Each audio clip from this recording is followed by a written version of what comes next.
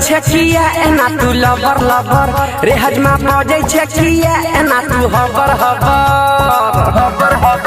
रे हजमा करे छे किया एना तू लबर लबर रे हजमा बजे छे किया एना तू हबर हबर बउआ छे दुलारू हमर एना नै तू डांट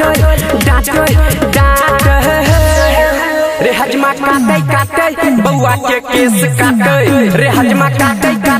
बउआ के केस काटे रे हजमा काटे बउआ के केस काटे रे हजमा काटे बउआ के केस काटे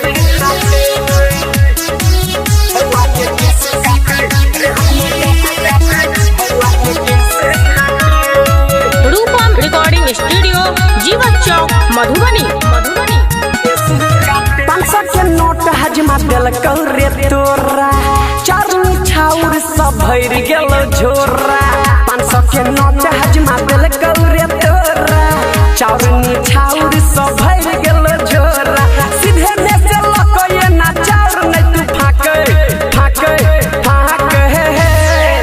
रे हजमा काटे बउआ के केस काटे रे हजमा काटे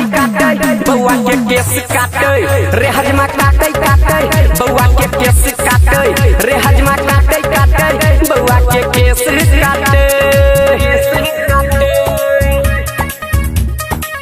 बउआ के केस काटे रे हजमा काटे बउआ के केस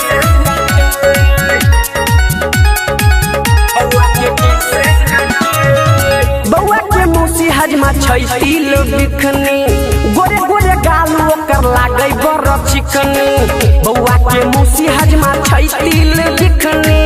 गोरे गोरे गाल ओकर लागे बर चिकनी अनिल रूपम कहू डीजे पर नाचे रे हजमा काटे बउआ के केस काटे रे हजमा काटे बउआ के केस काटे रे हजमा काटे बउआ के केस काटे रे हजमा काटे